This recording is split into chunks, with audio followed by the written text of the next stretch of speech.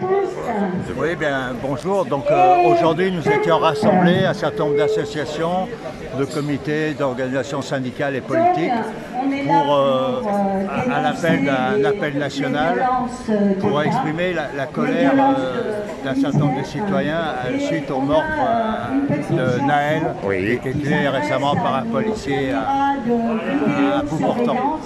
Donc nous essayons de faire en sorte que le gouvernement prenne ses responsabilités et prenne un certain nombre de mesures pour aboutir à un apaisement de la situation. Et essaye de ne voir simplement les choses à travers une politique de la répression. Voilà, et que ça ne se renouvelle pas. Voilà, c'est l'intérêt de tous. Il faut bien se rendre compte que toute cette politique de difficultés dans les quartiers dits difficiles mérite une toute autre approche que les mesures actuelles.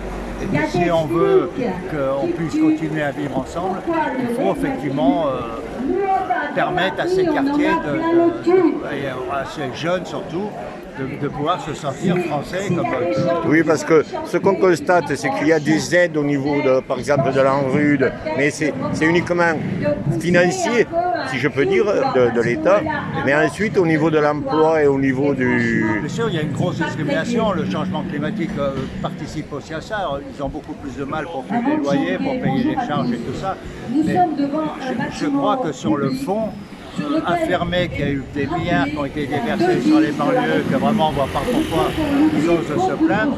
En fait, quand on regarde les chiffres, si vous voyez par exemple un département comme le 93, à la Seine-Saint-Denis, il y a eu beaucoup moins d'argent. C'est vraiment le département qui, à tout point de vue, est un des plus maltraités.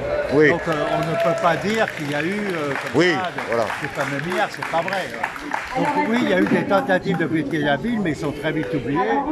Et en particulier, il y a eu à une époque le rapport Borloo qui voulait justement, qui s'était rendu compte de ce danger, que si on ne faisait pas quelque chose. Et à l'époque, Macron s'était contenté de dire que c'était pas important et laisser tomber. Alors qu'on voit aujourd'hui que ça existe.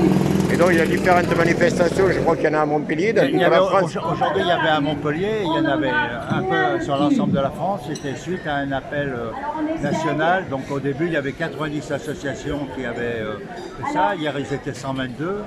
Et nous aussi au niveau local, il y a beaucoup d'associations. Oui, vous êtes très nombreux. Et au niveau politique, le PC qui lui n'a pas signé au niveau national, a signé ici au niveau local. Il y a évidemment LFI, les Verts, la CIMAD, la Ligue des droits de l'homme. Des organisations syndicales aussi, j'ai vu, et des... Voilà. FSI. Et donc s'il faut, vous recommencerez. Le mieux, ça ne serait pas d'avoir à le faire, mais on ne se fait pas d'illusions, on aura certainement à refaire. Et on vous remercie pour nous en donner l'occasion. Merci à vous, bon courage. Merci.